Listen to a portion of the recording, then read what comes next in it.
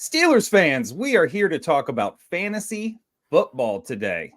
We're going to stick specifically with Steelers players, where you should draft them, if you should draft them at all.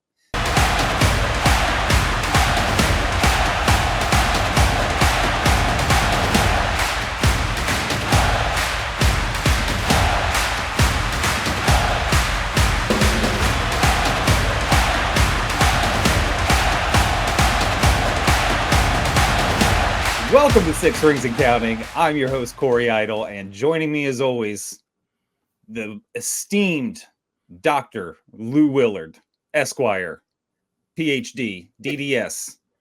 Lou, how we doing?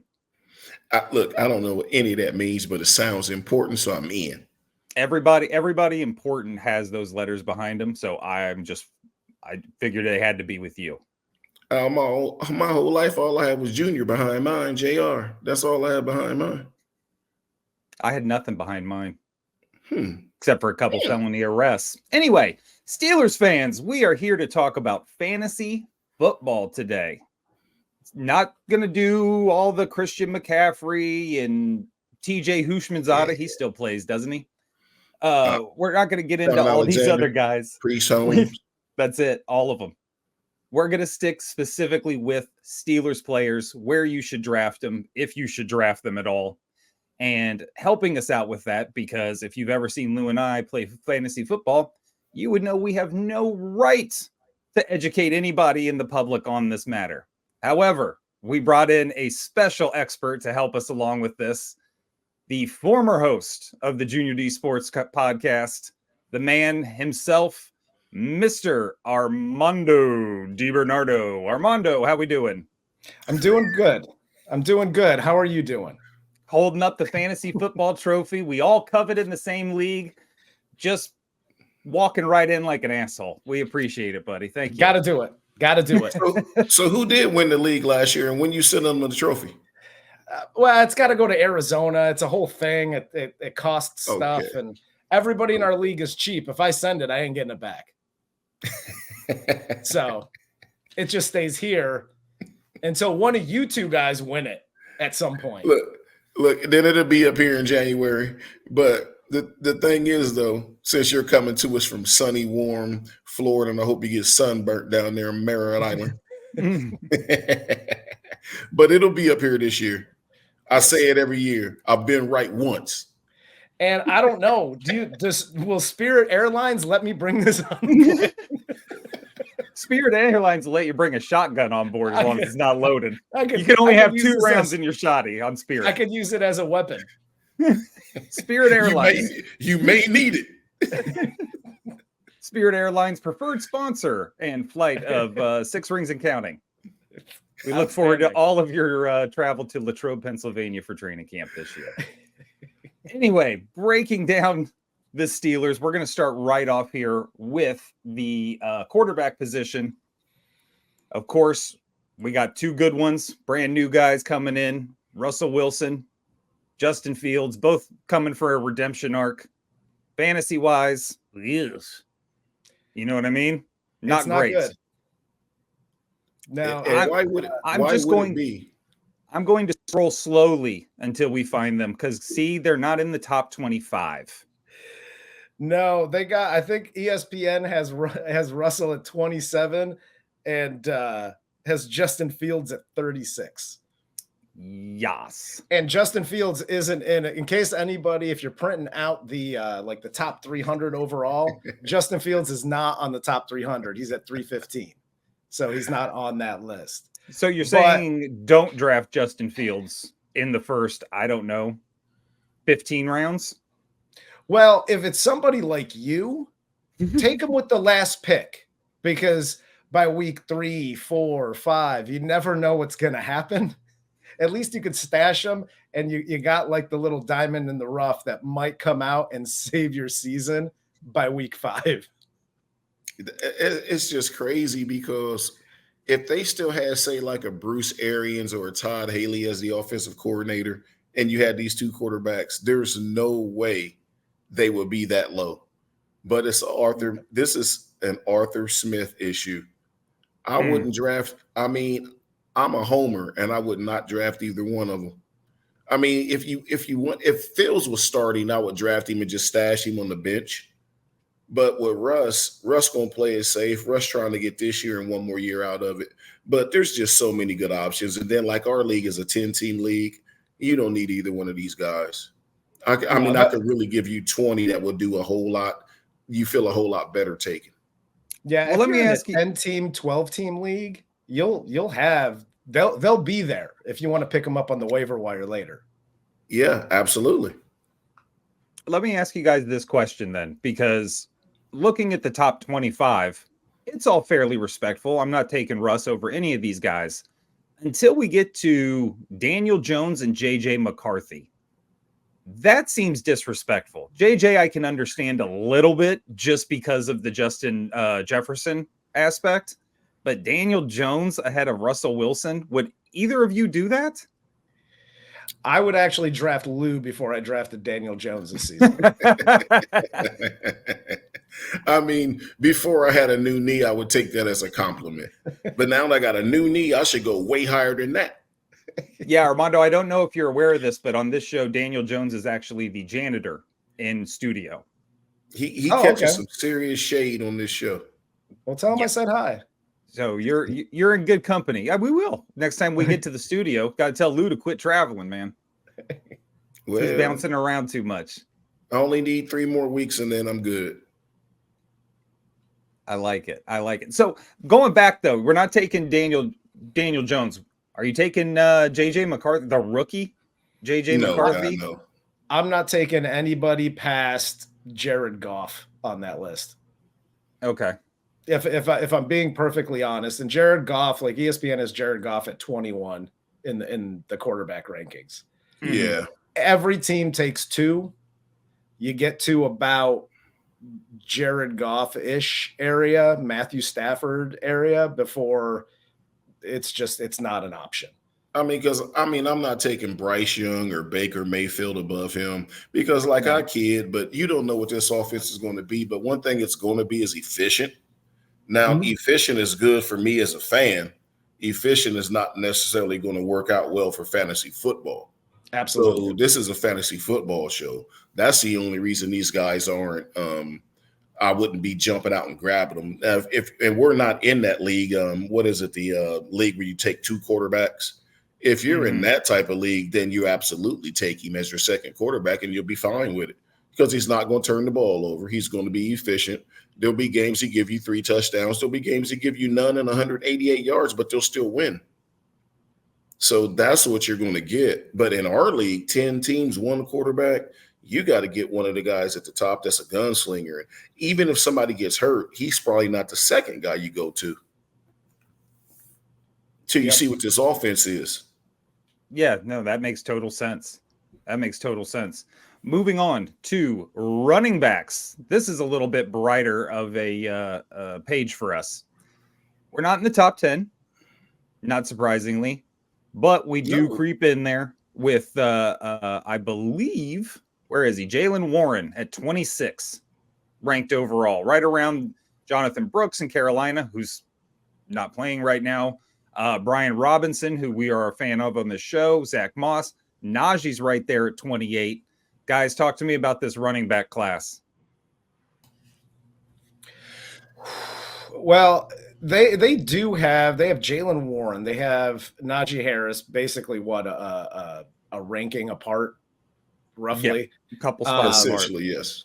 I mean, Najee, and I heard Najee's dropped some weight coming into camp this year. Yeah, he did. He's working on a new contract, and every time that happens, the running back always do really well. Jaylen Warren. I mean, if you draft one of these dudes, you gotta draft the other one. That's what I was going to say. They're a package deal. Yeah. Absolutely. That's the only thing. I mean, when you're drafting fantasy football, you want that solid RB1, RB2. Mm-hmm. And you want some good backups, maybe a handcuff on the bench. But when you draft one of these guys, you have to draft it. There's no question you have to draft the other one. because you don't know what's going to happen throughout the season. Would you guys draft either of them? Yes. Oh, yeah, I absolutely would. And honestly, I would take Warren first just because he's more of the style of a Bijan Robinson, who, and I know they did not use him in Atlanta like they should have, but I have to think that Arthur Smith watched the tapes of Pittsburgh before he took the job, and he realized what he had in Atlanta and did not use it, and he has it at number 30 for the Steelers. And Najee will be good too, but Warren has that breakaway potential, and I think he's going to catch more balls. So, and this is a PPR league we're talking about, so he can help you. But again, like Junior D said, if you draft one of them, you have to take both of them. Yep. And Absolutely. then you just play. If you have to play them one week, you play it by feel. If they're playing the Browns, you may want to go with Warren. If they're playing the Bengals, who are going to be a little softer team, then I know they're still pissed because we keep calling them soft. But nonetheless, you might want to play Najee because they're just going to play bully ball with them. So it's just that type of situation when it comes to this backfield. Yeah, and I would strategy-wise, because you're probably going to end up taking these guys middle rounds, round 7. Oh, yeah. 8, something like that. If you have the turn, like if you're in a snake draft and you have, that first pick or the 10th pick, I would take them back to back, just so that somebody else doesn't come swooping in because you took one. Yep, because you took one, they'll take the other, and it's a whole thing. So if you're on one of the bookends, I would take them back to back in like that 7th, 8th round area. How do you deal with the frustration that comes with having both of these players, knowing there is going to be a week you're probably going to miss the guy? You'll have Jaylen Warren starting. He'll bust off 50 yards, couple catches, but Najee will go off for 3 touchdowns. What kind of patience is required to actually go through this? Because that is what always stops me from doing this move. I just don't want to waste a roster spot on somebody I know is going to just annoy me every single week. Well, at the same time, I don't think that's this position and this team specific. That's playing fantasy football every week. Who had Devon A-Chain or Devin A-Chain, or however you say his name, on the bench last year when they had 57 points? That was me. Yeah. So what do? Do you stick him in next week and he got 3? Yeah. It's fantasy football for a reason. You don't know the game plans. You don't know who's going to do what. I mean, there was a week Jaylen Warren caught the short pass, busted it for a long touchdown run. Caught the toss sweep one week, busted it for a long touchdown run. Next week he had no points. So it's fantasy football. That's why you have to spread your team out, which we'll get into in a later show. But you have to spread your team out evenly. If everybody goes off one week, you're automatically going to win. I mean, hell, you'll have 200 points. You need the week when you get 3 or 4 guys that don't do anything. You need the other 5 to get you at least 20 to 25 apiece to have a shot, because you're going to mix in some 0s to 4s and with those numbers. And that's what makes the difference. So this isn't frustrating. You taking our league, you have to draft 2 quarterbacks. So say somebody takes Patrick Mahomes, and then if you had CJ Stroud and Patrick Mahomes last year, you was never playing Stroud. Then all of a sudden, what happened? Stroud turned out to be the better fantasy quarterback, but you could not in your mind set Patrick Mahomes. It's just fantasy football. That's just a chance you take every week.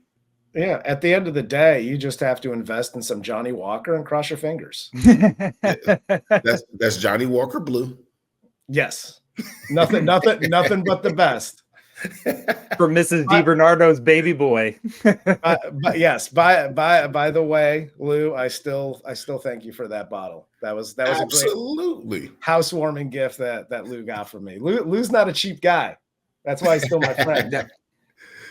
It kind of messed up when he came to my new house the other week. He brought me Tito's knowing I drink Grey Goose. He's like, here's some Tito's for that ass. Good luck. We still got to understand the roles that we're in. You still in a Tito's row. Junior D is in a Johnny Walker Blue row. I mean, that's accurate.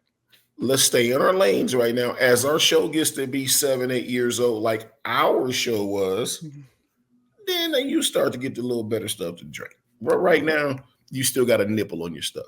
You keep talking down to me. We're gonna last about 7, 8 more minutes. Moving on to running backs. Or I'm sorry, wide receivers. This is interesting to me. George Pickens obviously is our guy. No question that is going to be the guy we go after, or the guy, if you are a Steelers fan, you want as your wide receiver. He's 28th again, seeing some consistency here with the rankings for Steelers. A lot of questions about this offense that a lot of these fantasy guys have this year. What are you guys thinking, not only about George Pickens, but the guys that aren't going to rank in the top 300, like Calvin Austin? And gosh, I don't even know, Lou. Who else? Well, you have Roman Wilson. Yeah, you have Roman Wilson. You have Van Jefferson. Listen, George Pickens, that's my man crush. If I have a Steelers man crush, it's George Pickens. He's a grown man. Yeah. And he's a very good receiver. With Arthur Smith at the helm, I don't know. To Lou's point, if they're super efficient, you're going to see average numbers from George Pickens. If they're just efficient. And the thing is, you're not going to know anything for, the first 3-4 weeks. Yeah. Right now, it's just a guess. It's a guess. They're at Atlanta, then they're at Denver. They're home against the Chargers, home opener. And so you're just going to take those 3 games to figure out what identity they're going to have. Because I guarantee when they come home against the Chargers in Pittsburgh, home opener, they're going to want to run the ball because that's what the people in that city want to see them do. They want to see them run the ball. Yeah. So if they're running it that much, that's going to George Pickens is going to have to get splash plays. He's going to have to average 15 yards, a catch, to really put up monstrous numbers. And his average depth of target, what they call the ADT or whatever the hell they call it, is going to have to be 15, 17 yards. And with Russell Wilson, who loves to throw the deep ball, it very well could be. So I like his ranking at 27. I mean, I don't really think he should be any higher than that. The league is full of receivers. Roman Wilson is the one I got my eye on just to take and stash away in the later rounds because the young man, even though he went to Michigan, is going to be good. Mm-hmm. Yep. And then another thing, and this hasn't happened yet as we record this show, you kind of got to look at where would you take Brandon Ayuk because they still saying that he may end up in Pittsburgh. That was going to be my next question for you guys. Yeah. If hypothetically Brandon Ayuk does come in, I'm assuming George Pickens is going to drop because most of those targets are shifting over to Brandon Ayuk. He's just going to get more opportunity than Pickens, you would assume, because Brandon Ayuk would be the number 1. That's going to be close because Pittsburgh is bullish on Pickens. I mean, it could be a 1A, 1A, 1B, 1A type situation, like it is in San Francisco with Ayuk right now and Debo. Mm-hmm. I don't think they're going to have a true number 1 if they bring him over. What they're going to have is 2 dudes that you can't double cover both of them. I mean, you can bracket both of them, but that's a whole different show. Then we got to talk about what the tight ends and the running game has to do. That's a whole different show. But nonetheless, you got to pick and choose. And that's all going to depend on who you're playing too. Sauce Gardner's good on his own against anybody, just like, JPJ will, that type of thing. But if he comes over, it's going to take some targets from him. But I don't think it's necessarily going to bump him down because Pickens is a deep threat. So his volume could be 4 catches for 120 yards and 2 touchdowns, where you could have 12 for 100 and a touchdown. It's all the same when you start looking at fantasy football. And I would just say too that Pickens would be the red zone target if they get down in the red zone. He's just a big body, and I would assume it would be him and Freiermuth. Those are your 2 main options when you're in the red zone. Would you change where Ayuk sits right now? He's ranked 18, 19? 19 overall in PPR leagues. No, because I mean he's still going to be split because they got him ranked there, and he's splitting receptions now with Debo and some of the other receivers over there. Yeah, he's got Debo's, Kittle, McCaffrey. He's got everybody. He's still going to be splitting receptions in Pittsburgh. It's just going to be with one guy. I'd keep him where he is right there. And you could probably get Pickens in like the 5th round if you waited around. I mean, I know it looks bad that he's ranked 28th. You know, when some people look at the list, they're like, God, 28. But if you look at the overall, because there's so many good wide receivers in the league, I think he's 50 in the overall, in the top 200. Yeah. So you could probably get him around late round 4, early round 5, and I would still take him then, even with Ayuk. Yeah, okay. Absolutely. Groovy. We are winding down here. We got a couple minutes left here, and we are going to move right along into tight ends. Not tight ends. Tight end. There's only one to talk about. It's Pat Freiermuth. Wow. Okay. Somebody's going back to be a host of a show. Pat Freiermuth is ranked 14th overall. He's the man. We expecting a big year from Mr. Freiermuth in this system? Oh, absolutely. I mean, yes. And look, again, it's Arthur Smith, so don't sleep on Darnell Washington. He's 6'7", about 280, big body. He can get some stuff done, but Freiermuth is a guy, I believe it's a contract year or a year before the contract year, something like that. Mm-hmm. He's going to step up. Russ loves it. Russ throws a good deep ball, but he likes to tight end as well. So this is going to be a big year for him. But like I say, it's ducking the question, but you got to watch these first 3 games, and then we can start drafting Steelers players for fantasy football. What you'll see after 3 games, you'll see a lot of them get added to rosters or they'll get dropped off of rosters. Yeah, is what you're going to see with this team as far as fantasy football goes. Yeah. Well, and with Freiermuth too, just as an aside, if you're outside of those top 3 tight end picks, like if you miss out on those top 3, you can wait until late and pick up somebody like Freiermuth because he's kind of like that bottom tier 2. I think in this offense with this coordinator, I think he'll be like kind of towards the middle to the top of that tier 2 tight end. You'll get some numbers from him this year, and you could probably take him super late. Yeah. How late are we talking? Round 10? Yeah, 10, 11. Yeah. I think he'll be around. People sleep on this kid. Guys, if not later, it could be later than 10 or 11 with him. Wow.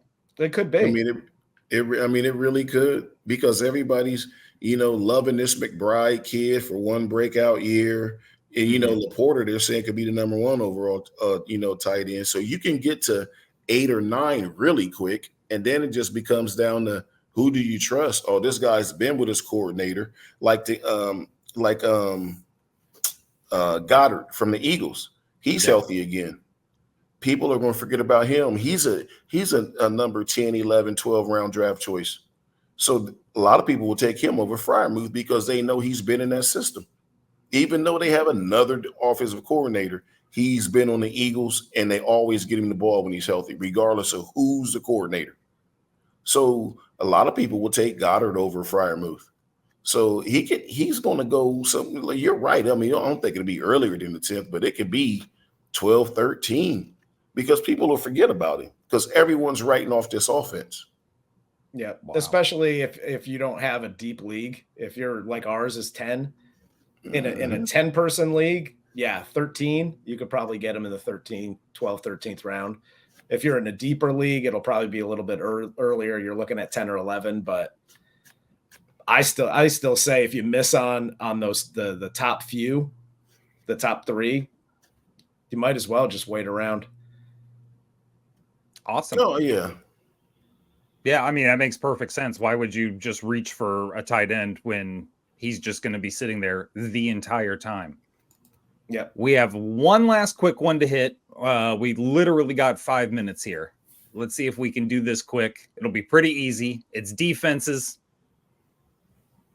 I've noticed one thing. Steelers are ranked 6th. These defenses have been going earlier and earlier in drafts. I personally, I never win. That's well documented. I hate taking defenses early. I can't stand doing it. But by the time you take a defense late anymore, they're gone. So what do you guys both think about where the Steelers are sitting at 6th with the Ravens, Jets, 49ers, Cowboys, and Browns ahead of them? And where do you guys take your defense? I think you could flip that list any way you want. Steelers could easily be number 1, or they could be number 6. Whoever's number 5 could be 1 or number 6. You can just juggle that list around. But in our league, with the scoring, it all depends on how your league is scored. If your defense generates points, then this matters. And I have another league where my defenses are my last 2 picks, because you start with 10. The minute somebody get a first down, you basically lose everything, and you never really get any more points. So they're pretty much useless unless they're getting a million sacks and a ton of turnovers. But so I'm a guy that's for taking defenses and kickers out of fantasy football. I have to agree wholeheartedly with Lou. Here's the thing. This is how I draft my defense. Who's the week 1 matchup?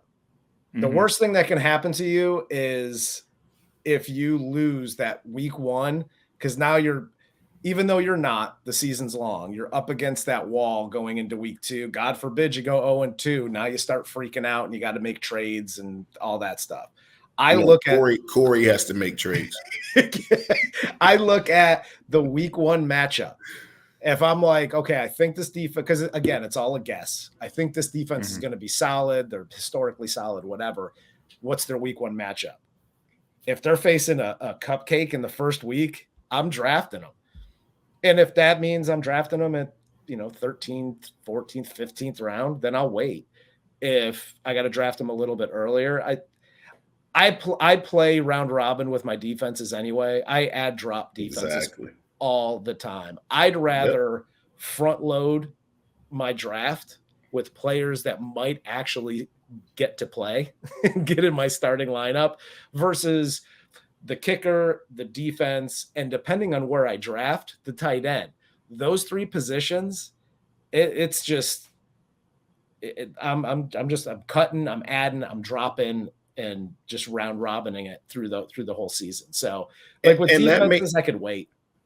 And that may change a little bit depending on how this new kickoff situation goes, because the defense does get those points on kickoff returns for touchdowns.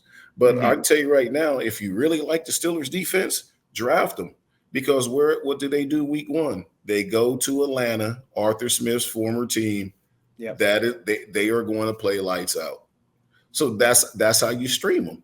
Then the next week, what do? They go to Denver. Yep. That's Russell Wilson's former team. They'll play lights out. Then you might want to get rid of them for week 3 when they come home, because everything will fall flat. Yep. Yep. But they're still playing the Chargers, and the Chargers still have to fly across the country. That's true.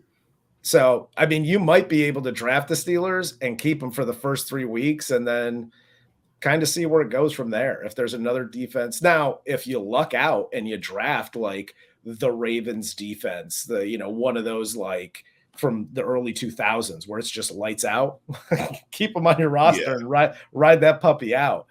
But outside of that, keep them the first 3 weeks.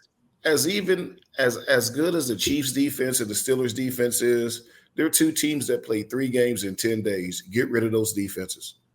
I don't care how well they're playing at that time. You got to let them go. They're going to be wore out. They're going to be wore out after that. So you look at schedules. A good defense to take this year, may talk about it in another show, Detroit Lions. Why? They play 14 games indoors. You're not even in our conference anymore. We're out of here. Lou's getting confused. Lou's getting confused. We got to put the old man to bed.